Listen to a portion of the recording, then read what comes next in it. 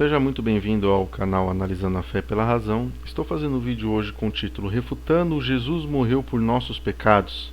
Tá? Em vermelho aqui está um detalhe usando a Bíblia.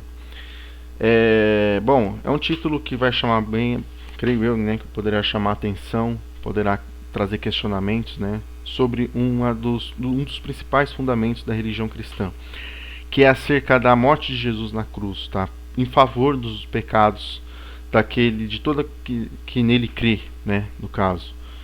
E o pecado, ele é uma coisa que é apresentado dentro da Bíblia, né? Ou seja, você tem o Criador, Deus, você tem o ser humano, que é a criatura, e o pecado é o que separa, é o erro, né?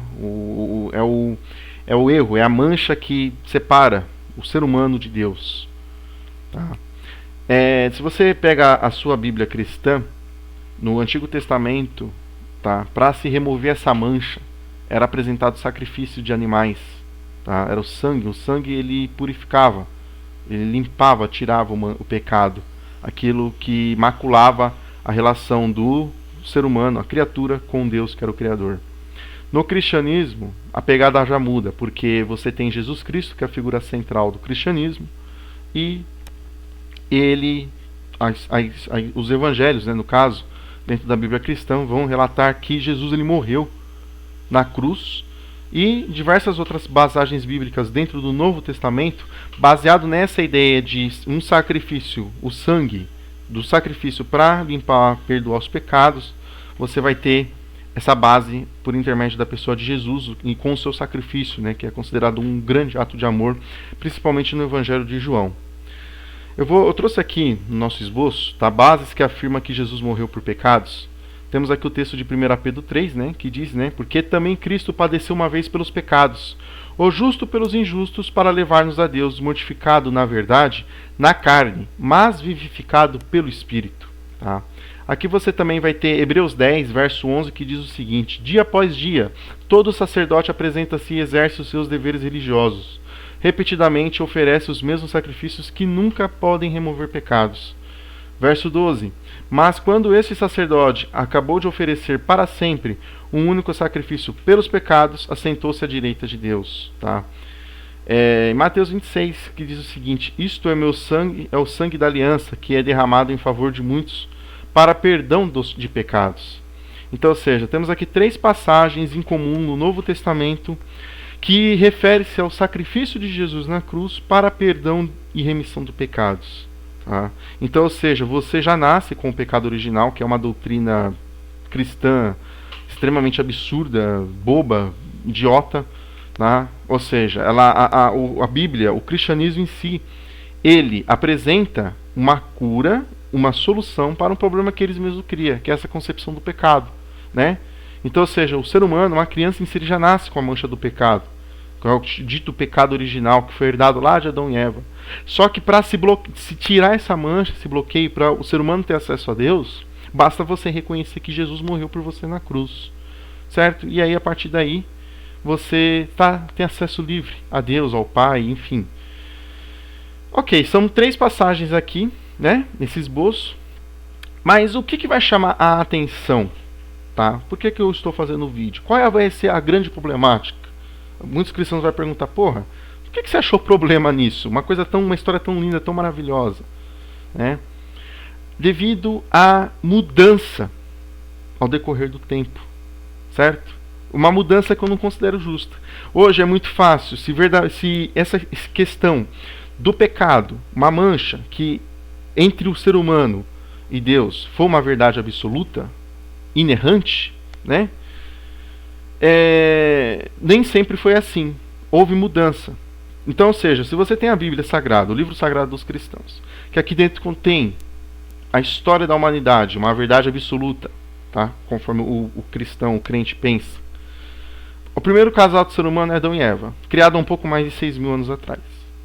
Aí você tem o pecado, essa mancha, essa problemática, ele entrou junto com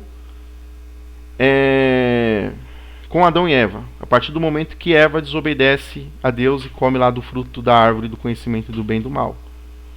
Não é isso que a história relata?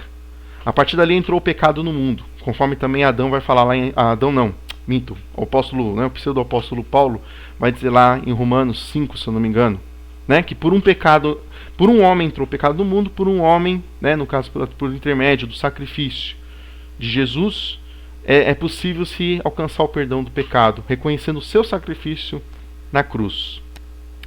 Porém, ao decorrer de todo esse tempo, vemos mudança na forma que esse pecado é eliminado, esse pecado é limpo, tá? E qual é a grande problemática nisso? Hoje, depois de Jesus, para você que aceitou a Jesus, para você que conhece, ou diz pelo menos conhecer Jesus, você tem a solução desse problema do pecado por intermédio do sacrifício de Cristo na cruz. Não é assim que você crê? Não é assim que a igreja te ensinou? Porém, qual é a grande problemática nisso? Que se você tem uma linha de tempo de 6.000 anos da criação do homem até os dias de hoje, Jesus ele veio quanto tempo? Faz quanto tempo que Jesus veio? 2.000 anos. Ou seja, de 2.000 para 6, você tem 4.000. Ou seja, a humanidade viveu um período de 4.000 anos sem se poder ser rendida pelo sacrifício de Jesus na cruz. Aí, a partir de Jesus, as coisas mudou. Qualquer um pode ter acesso a Deus por intermédio daquele sacrifício. Antes, o povo, no caso, o povo judeu, o povo hebreu, eles limpavam, eles se perdoavam do seu pecado, conforme você pode ver em Hebreus 10 também, que usa esse exemplo do sacrifício, né, do sacerdote manipulando o sacrifício de animal para trazer, né, no caso, a remissão de pecado por intermédio do sangue de um animal. Jesus ele é considerado um sacerdote. O autor de Hebreus vê Jesus como um sacerdote que se entregou por uma só vez, também conforme vai dizer lá em 1 Pedro 3, e todo o pecado é removido do ser humano por intermédio desse sacrifício. Porém, se você vê o Antigo Testamento, principalmente se você crê que Jesus é Deus, ou Jesus é Filho de Deus, ele foi enviado por Deus, e Deus é Pai, e o mesmo Deus que Jesus pregou, que enviou Jesus, se é o mesmo Deus do Antigo Testamento, vemos que essa relação ele estabelece, antes de Jesus, uma forma diferente de remissão de pecado. Depois eu não trouxe aqui para não estender no vídeo, Êxodo 31. Eu convido você a ler Êxodo 31 depois com calma, tá? Porém, eu trouxe aqui em Deuteronômio 24, verso 16, diz o seguinte: os pais não morrerão pelos filhos, nem os filhos pelos pais. Cada um morrerá pelo seu pecado, né? Ou seja, presta bem atenção nessa passagem, né? Olha o pensamento cristão entrando em total contradição. Você tem Jesus, que é Filho de Deus ou Deus ao mesmo tempo. Deus é Pai. Ou seja, se Jesus ele morreu na cruz, podemos dizer que o próprio Deus se entregou na cruz. E somos, né, no caso, qualquer um que crê nisso pode ser considerado Filho de Deus. Olha aqui que o próprio Deus estabelece em Deuteronômio 24. Os pais não morrerão pelos filhos, nem os filhos pelos pais. Cada um morrerá pelo seu pecado. Ou seja, olha o que foi estabelecido na lei de Moisés. Aí você vai dizer assim, aqui também tem Ezequiel 18, tá? Ezequiel 18, eu trouxe 4 versos de Ezequiel 18, que diz o seguinte: eis que todas as almas são minhas, né? Deus falando por intermédio de Ezequiel. Como o é a alma do pai, assim também é a alma do filho. A alma do filho é minha. A alma que pecar, essa morrerá. Né? Mais uma vez, você vê que entra numa harmonia com o Deuteronômio, né? Porque cada um paga pelo seu erro, cada um paga pelo seu pecado. Se o pecado é um erro, quem comete é quem tem que pagar. Você vê como que a lei estava sendo bem clara em relação a isso. E aqui também, né, eu coloquei até esse detalhado em vermelho, vai dizer aqui o seguinte, verso 19: mas dizeis, porque não levará o filho à iniquidade do pai? Porque o filho procedeu com retidão e justiça e guardou todos os meus estatutos e os praticou. Por isso certamente viverá. Verso 20: a alma que pecar, essa morrerá. O filho não levará a iniquidade do pai, e nem o pai a iniquidade do filho. A justiça do justo ficará sobre ele, e a impiedade do ímpio cairá sobre ele. Verso 21: mas se o ímpio se converter de todos os pecados que cometeu, e guardar todos os meus estatutos, e proceder com retidão e justiça, certamente viverá e não morrerá. Então, ou seja, mais um texto, tá? Você vê que tem Êxodo 31, Peço para você depois com calma ler, tá? Não trouxe aqui para não me estender no vídeo. Tem Deuteronômio 24, verso 16 e Ezequiel 18, que vai trata essa questão do pecado, da prática de pecar. Traz uma consequência, tem que ser pago. Ou seja, quem paga é o próprio pecador. Um não pode pagar o pecado do outro. Então por aí você já vê que a ideia antes de Jesus já era essa. Deus instituiu, se a lei de Moisés foi dada por Deus, tá? E Deus a instituiu, então, e Deus é perfeito, então ele instituiu já algo perfeito. Conforme até mesmo o Salmo 19, verso 7 vai dizer, né? A lei do Senhor é perfeita. Mas muitos vão argumentar, poxa, a lei de Moisés foi abolida por Jesus na cruz. A lei de Moisés não tem mais validade. Se você ler Mateus 5, Jesus ele fala muito bem claro. Não penseis que vinha abolir a lei aos profetas, muito pelo contrário. Não vinha abolir, mas vinha cumprir. Né? E a lei não vai passar, não vai deixar de existir enquanto não passar o céu e a terra. Dentro do contexto bíblico, o céu e a terra só vão passar lá no final de Apocalipse. Apocalipse 21, né, se eu não me engano. Aliás, minto, Apocalipse 20 ou 21, quando vai falar do juízo, se você ler, você vai ver que os céus e a terra fogem da presença do trono de Deus. Então, dentro desse contexto bíblico, o céu e a terra só deixarão de passar no dia do juízo final. O dia do juízo final, de acordo com a Bíblia, ainda não chegou. Ou seja, então, de acordo com o que Jesus ensina em Mateus 5, a lei e os profetas são válidos. Você vê que eu estou trabalhando aqui com lei, Deuteronômio, e com profetas, Ezequiel. Então essa história de que Jesus aboliu a lei na cruz é uma mentira. Jesus ele nunca falou isso. Pelo contrário, ele veio cumprir. E faz parte. A lei, no caso, outro detalhe também. A lei de Moisés, ela foi instituída para um povo, o povo hebreu. Ela não foi instituída para o brasileiro, para o chileno, para o japonês, para o americano, para o inglês. Foi instituída para um povo. Então, e outra coisa, a lei de Moisés ela nunca foi estabelecida para condição de se herdar um paraíso, a vida eterna, o céu, a salvação. Não tem nada a ver. Então, para você que é cristão protestante e fica aí apregoando que Jesus aboliu a lei, que a lei é maldita e que hoje é graça, você está confundindo totalmente as bolas. Jesus ele nunca, aliás, a lei de Moisés ela nunca foi instituída para salvação da alma, salvação eterna. Não tem nada a ver, tá? Então, não confunda as coisas. Você precisa estudar, conhecer, e você vai perceber que todas as passagens, os preceitos da lei, elas são destinadas para o povo de Israel. E muitas das leis são para uma pessoa específica. E nada tem a ver com salvação. Certo?